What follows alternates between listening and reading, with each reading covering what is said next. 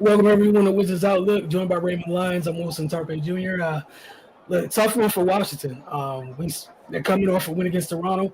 Told you guys they had pretty much back-to-back games at home against Toronto. We explained where they were in the standings, what have you. What an opportunity this was. That said, Toronto they responded well to how they played on Thursday night. They won the night 116-109 to OT. They got help. Yeah, they couldn't score for the most part. They missed a ton of shots. Gary Trent Jr. made sure he was a part of this one. He led them in scoring with 26 points off the bench. Yeah, Fred VanVleet find his shot because the other night it was lost. Some of the same looks. He just wasn't hitting anything. But Ray, want to get your take on it because for Washington, it's honestly just a tough loss because you had an opportunity to take both of these games. Honestly, the game was lost because they couldn't take care of the ball. 24 turnovers, man. That's too much. You know, in a game when you shoot, they shot 51% from the field and 58% from three.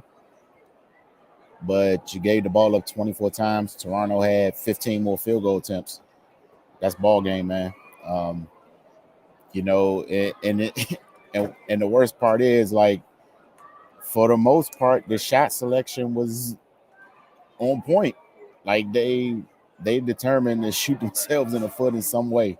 And tonight it was with the turnovers. And yeah, man, it allowed Toronto to get in transition, get some easy ones. You know, and Toronto was they were active on the offensive boards, so that hurt as well. But yeah, man, like really the only part of the game where the Wizards were deficient. Minus some defensive lapses, but at this point, that's par for the course. I'm not going to continue to beat a dead horse on that aspect, but it was the turnovers, man. The turnovers really hurt them badly, and you can see the game went in overtime. They still had a chance to pull out the win, but Toronto defensively, man, they were a little more locked in than they were the other night. You know, their hands were way more active, got a lot of strips and steals. And even with that, the Wizards still shot the ball extremely well, but they gave it away too much, and you got to credit the Raptors for that because you know they were active, guys driving, they're getting their hands in there, knocking the ball loose, and they just played with more force than the Wizards, and that's what got them the game. And Gary Trent Jr. off the bench, man, he was amazing. Like he couldn't be stopped, and then VanVleet got going late. I hit a couple huge threes, but yeah, man. If I had to point to one thing, it was the turnovers. Yeah, I'm gonna double down on it. It was the turnovers, and I'm just gonna say just the physicality of Toronto changed this game. They weren't physical the other night.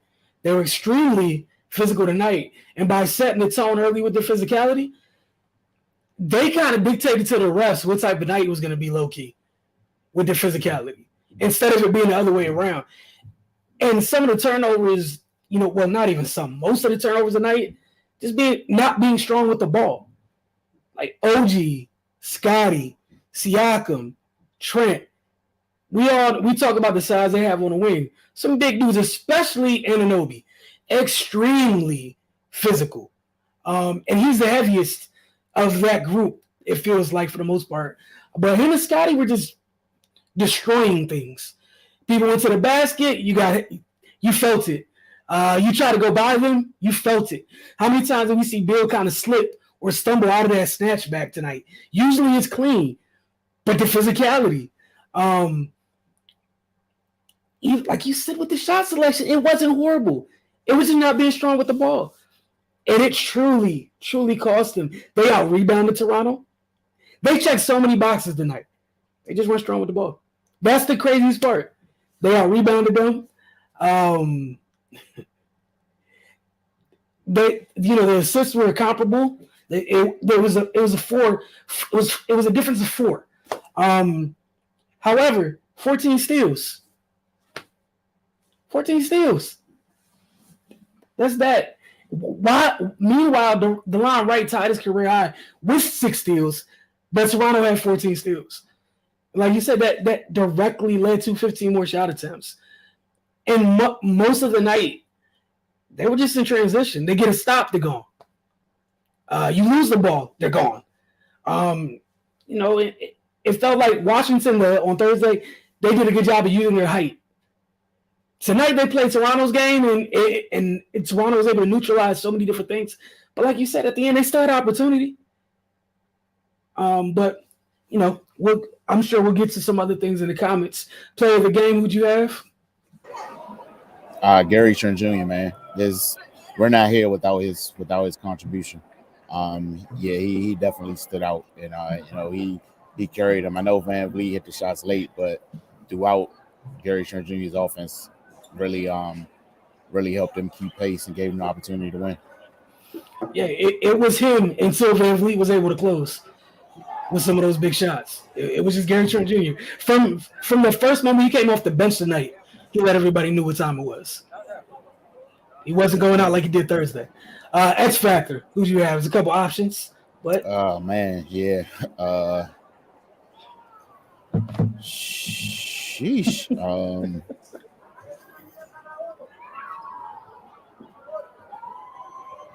Guess I go Scotty Barnes, man. What he was able to do defensively. I mean, he was one of many, but his versatility and then he was able to contribute some offense as well. Like you said, the physicality he started off the game with, it just kind of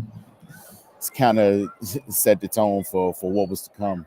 And yeah, man, that's Toronto rode that all the way to the overtime win.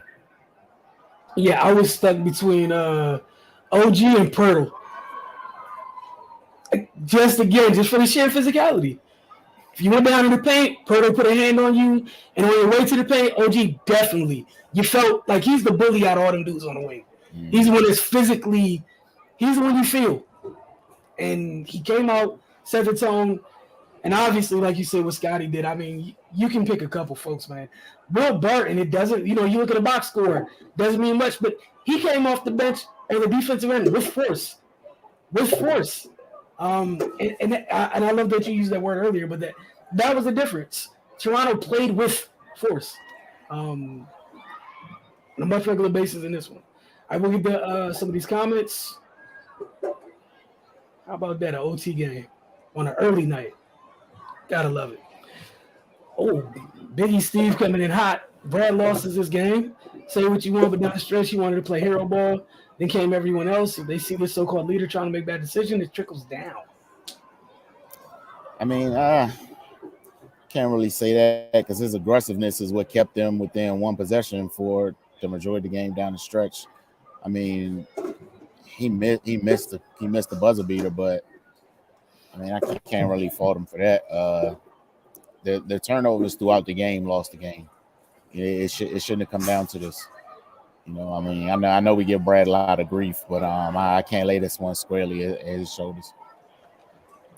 Yeah, I was going to say, I didn't mind him being aggressive. I thought I was going to blame those three late in the game because, I heard them on the broadcast, they were saying, why do you keep running the same play? But across the league, when, the teams that have those guys, they span the same action over and over again because you trust your guys to make the defense pay for it.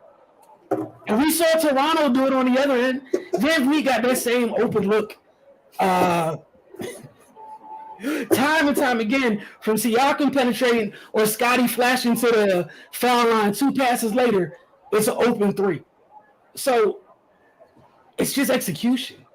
And it goes to the three of them. We're going to group the three of them because everyone likes to do it. The three of them executed horribly offensively. And Washington needs to figure out this issue with Porzingis where he starts off hot and then we don't see him again.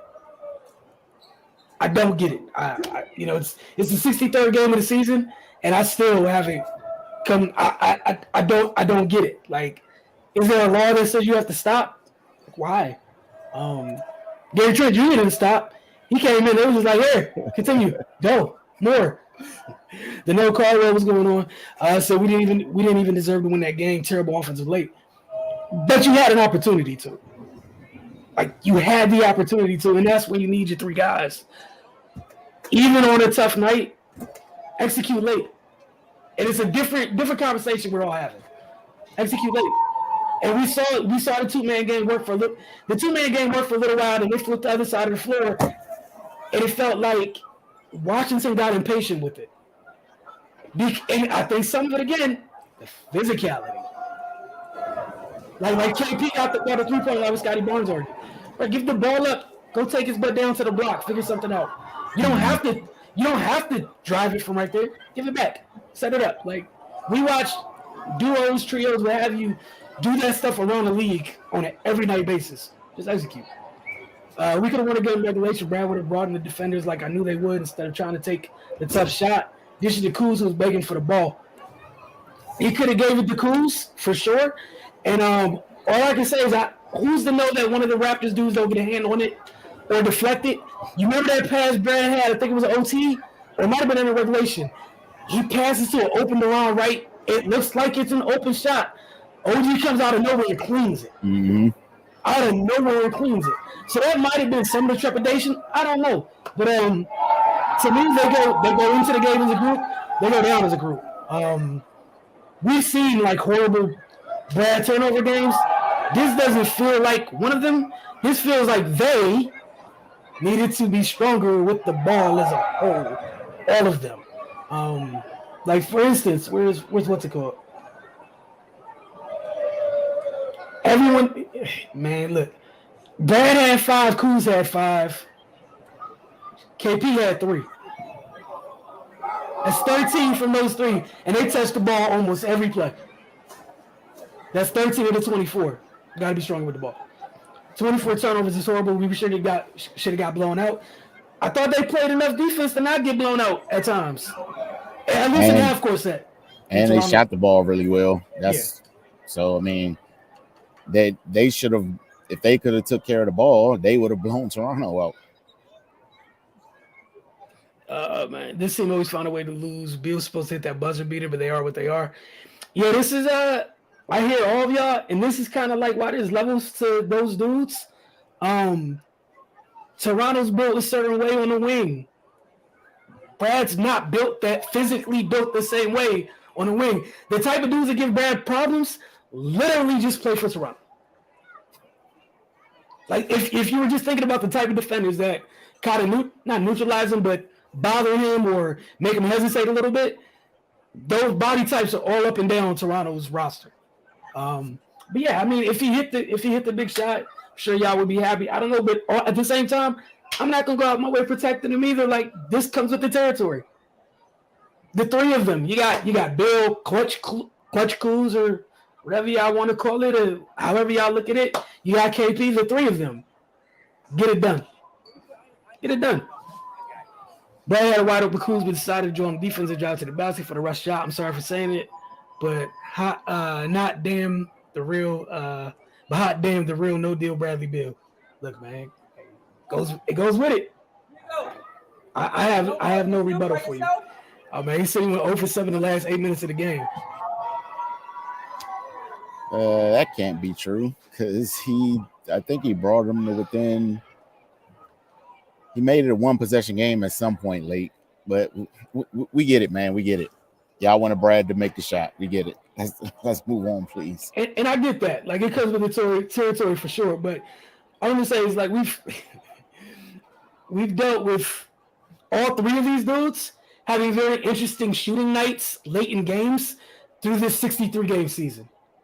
We've seen them all do some interesting things late. And that's why for me, it's the 3 of them. That's just me personally. Hey, look, man, y'all know where I stand on it, so don't ask me. Y'all know where I stood and where I firmly stood on it. And y'all look like y'all about to do it again with somebody else. With a smaller button. I still wouldn't do it. I go find the really big button, like the factory reset button. That's just me. But I'm not in charge of anything. So I don't know what he makes. That's his business. But yeah, they got to figure that out because this was a winnable game. And because of where you are, what you've done this year as a group, y'all needed this game. Tomorrow, you're Milwaukee. You could have been going in that matchup against Milwaukee with 2 dubs, with 2 wins, back-to-back wins, over a team that was ahead of you in the standings. This is what it is, man. Brad owes a franchise money this game. Hey, look, man. He had one of them nights. He also had 10 assists. We've also seen the 5 turnover bad games without 10 assists. So he also had 10 assists. I don't know. He had 10 assists. The other 2 members of this trio had a combined 5. And what we saw late was the Raptors moved the ball late. All of them. All of them. I'm not, whether it's whoever we want to call the go-to guy in Toronto, y'all can, I don't care who you pick. I just know they moved the ball late. That's all I know. They all moved the ball. What? Van Vliet had 10 helpers. He had 10 helpers tonight and no turnovers. That was it. One team felt the other team defensively, one team didn't. Pretty much. At times. Like, that was it. Because at the same token, Washington shot very well. Very well. Extremely well. However, at times, the length and the physicality of Toronto brought us to where they are. I didn't see the game, but it sounds like Brad was X Factor for the Raps, from what I'm hearing. Look, that could be the narrative if y'all want it. That's cool. I'm not about to fight it. That's again, y'all know where I stood. I said press the button. We would have never gotten here in the reality that I would have chosen. So I don't know what to tell y'all. Y'all are ready to do it again with the other dude. I wish y'all the best with that. But again, those are just the differences in them level of guys. That's it. But for this one where no one on the court had one of those upper echelon guys, one team moved the ball and executed late. One team didn't. I've always said we need to change up our late game strategy and start making easy, simple plays more often. For sure. And you need your players to do it. Like during that last closing stretch of regulation, we had 2 step-back threes from Kuz for no reason at all. We had KP took a couple of fadeaways for no reason at all. Why, and they had success tonight attacking the basket. Why, these are just the decisions. Why settle late? And those are just the little things. But, it is what it is. Sometimes the difference is between good teams, great teams, and, the other type of teams. You would think they would stop Trent Jr. from shooting all those free throw line middies. Who was going to get in front of him? he was getting to a spot and knocking him down.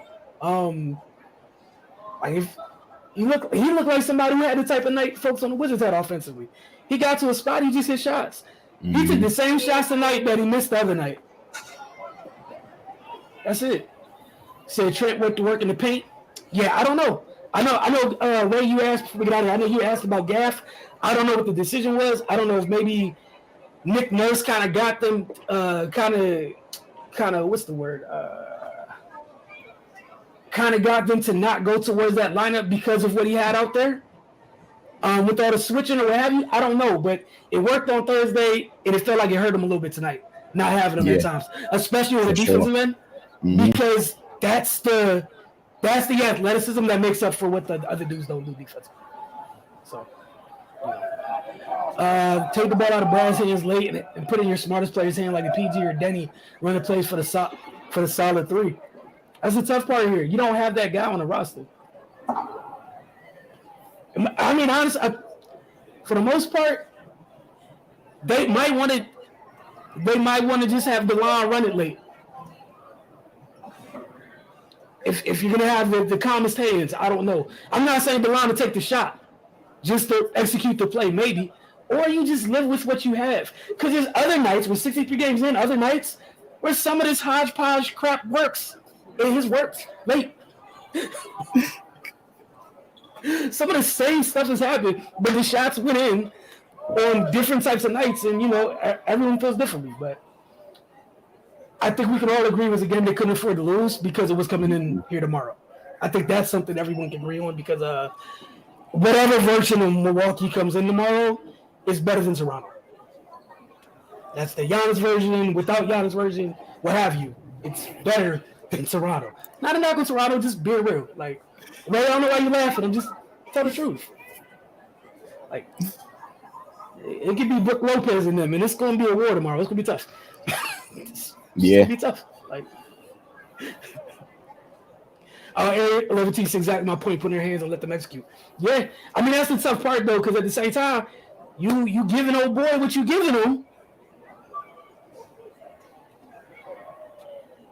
Then what would some people say if you're like, I'm paying player X this, but I got to take the ball out of his hands late.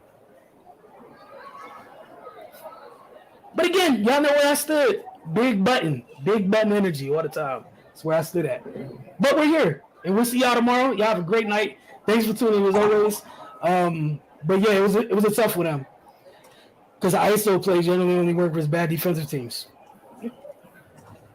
Yeah. In Toronto, the only thing they do good is perimeter defense. Like they do defense so well except for the rebounding part.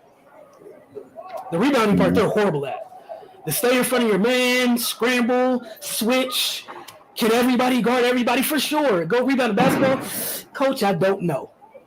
That's Toronto. But y'all have a good one.